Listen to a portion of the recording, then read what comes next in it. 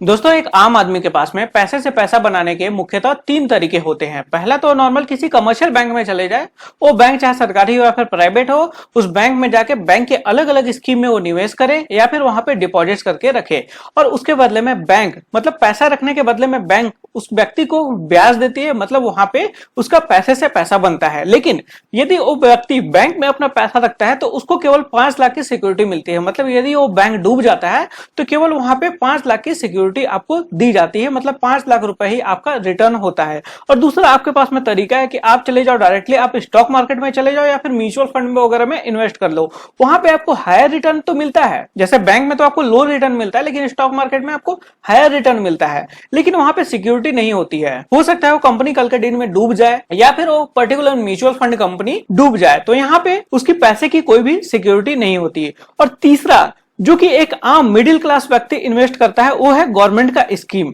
जैसे कि किसी व्यक्ति को अपने लाइफ का जमा पूंजी रखना है, जैसे कि उसके बुढ़ापा में काम आए या फिर अपने बेटी की शादी के लिए रखना है या फिर बच्चों के पढ़ाई के लिए अपना सेविंग रखना है, तो गवर्नमेंट स्कीम में जाके अपना इन्वेस्ट करता है, क्योंकि गवर्नमेंट आपको 100% सिक्योरिटी देती है। और गवर्नमेंट के स्कीम में एक आम व्यक्ति तीन तरीके से इन्वेस्ट करता है। जैसे डायरेक्ट वो पोस्ट ऑफिस में डिपॉजिट अपना खुलवा सकता है, और दूसरा वो सोशल सिक्योरिटी स्कीम में वो इन्वेस्ट कर सकता है, और तीसरा उसके पास में ऑप्शन है सेविंग सर्टिफिकेट स्कीम में वो इन्वेस्ट कर ले। और इन तीनों तरीके से कोई भी व्यक्ति इन्वेस्ट करता है तो वो डायरेक्टली गवर्नमेंट के पास में इन्वेस्ट कर रहा होता है। तो जैसे यदि हम बात करें पोस्ट ऑफिस डिपॉजिट्स के बारे में, तो पोस्ट ऑफिस डिपॉजिट्स में आपको 4 तरीके के ऑप्शन मिलते हैं। जैसे कि आप पोस्ट ऑफिस में जाके नॉर्मल एक सेविंग अकाउंट खुलवा लो।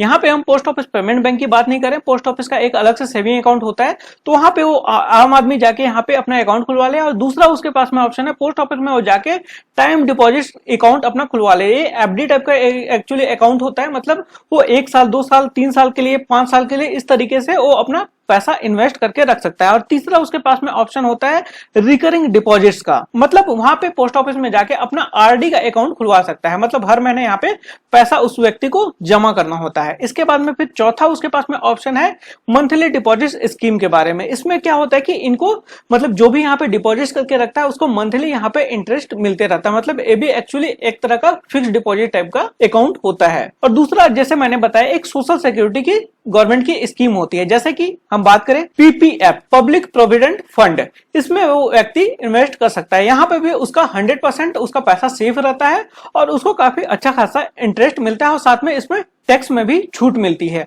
और इसमें कमाया गया जो ब्याज रहता है उसमें भी टैक्स में छूट मिलती है। तो एक आम आदमी मतलब जो मिडिल क्लास व्यक्ति है वो इस तरीके के फंड में निवेश करता है। और तीसरा जैसे सीनियर सिटीजन्स के लिए भी एक स्कीम है सीनियर सिटीजन्स स्कीम, तो सीनियर सिटीजन्स को यहाँ पे हायर इंटरेस्ट रेट के साथ में यहाँ पे उनका अकाउंट खोला जाता है। और तीसरा जैसे बेटी की पढ़ाई वढ़ाई के लिए या फिर बेटी की शादी के लिए एक आम व्यक्ति अपने बेटी के लिए सुकन्या समृद्धि में अपना अकाउंट खुलवा सकता है, यहाँ पे उनके नाम से पैसा जमा कर सकता है ताकि उसके शादी में काम आए, उसके पढ़ाई लिखाई में काम आए। और तीसरे तरीके का होता है गवर्नमेंट का स्कीम, वो है सेविंग सर्टिफिकेट स्कीम। इसमें क्या होता है किसान विकास पत्र, मतलब किसानों के लिए एक शॉर्ट टर्म के लिए मतलब एक स्कीम निकाली जाती है और वहां पे उसको अच्छा खासा ब्याज मिलता है। और दूसरा एक होता है नेशनल सेविंग सर्टिफिकेट स्कीम, इसमें भी काफी अच्छा खासा ब्याज दिया जाता है।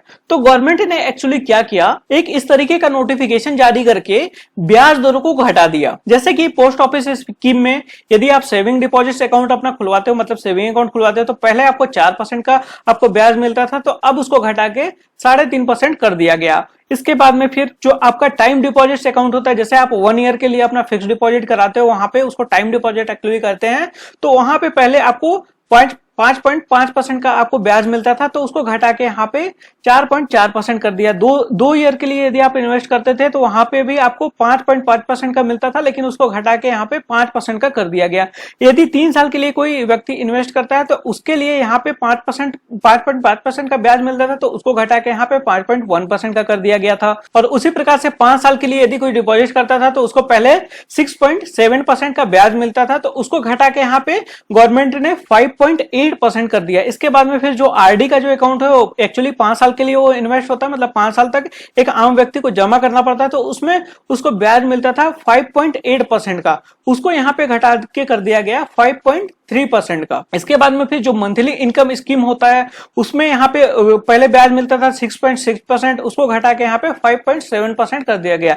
एक्चुअली ये मंथली इनकम स्कीम में क्या होता है कि एक्चुअली ये फिक्स डिपॉजिट टाइप का अकाउंट होता है जहां पे उनको मंथली यहाँ पे इंटरेस्ट रेट यहाँ पे दिया जाता है, मतलब मंथली उनको ब्याज दिया जाता है ताकि वो मंथली अपना काम चला सके। उसी प्रकार से जो सोशल सिक्योरिटी स्कीम थी, जैसे उनके लिए सीनियर सिटीजन अकाउंट था, उनमें पहले 7.4% मिलता था ब्याज। इसके बाद में फिर सेविंग गवर्नमेंट ने इसको घटा के 6.5% कर दिया। और इसके बाद में फिर पीपीएफ अकाउंट में पहले 7.1% का ब्याज दिया जाता था, उसको फिर घटा के 6.4% कर दिया गया। उसी प्रकार से सुकन्या समृद्धि योजना में पहले मिलता था ब्याज 7.6%, उसको घटा के 6.9% कर दिया गया एक नोटिफिकेशन के बाद में। उसी प्रकार से सेविंग सर्टिफिकेट में जैसे आपका किसान विकास पत्र में 6.9% का ब्याज दिया जाता था, उसको 6.2% कर दिया गया। नेशनल सेविंग सर्टिफिकेट में कर दिया गया 6.8% पहले ब्याज मिलता था, उसको 5.9% कर दिया गया। तो इस तरीके से एक नोटिफिकेशन निकाल के ये कर दिया गया है और ये नोटिफिकेशन कल के डेट में मतलब 31 मार्च 2021 को निकाला गया कि ये जो इंटरेस्ट रेट कम किया गया है उसको 1 अप्रैल 2021 से लागू किया जा सके। लेकिन इसका बहुत ज्यादा विरोध हुआ और इसके बाद में फिर गवर्नमेंट ने इसको 12 घंटे के अंदर में यहाँ पे विड्रॉ कर लिया। और फाइनली निर्मला सीतारमण जी ने मतलब फाइनेंस मिनिस्टर ने यहाँ पे ट्वीट करके बताया कि कोई भी यहाँ पे बदलाव नहीं किया जा रहा है और जो भी बदलाव किया जा रहा था उसको यहाँ पे विड्रॉ कर लिया गया है। मतलब जो ब्याज यहाँ पे आपको पहले मिला करता था वही ब्याज आपको अब मिलेगा। और इसमें भी आपका सोशल सिक्योरिटी स्कीम में भी जो आपको पहले ब्याज मिलता था वही मिलेगा।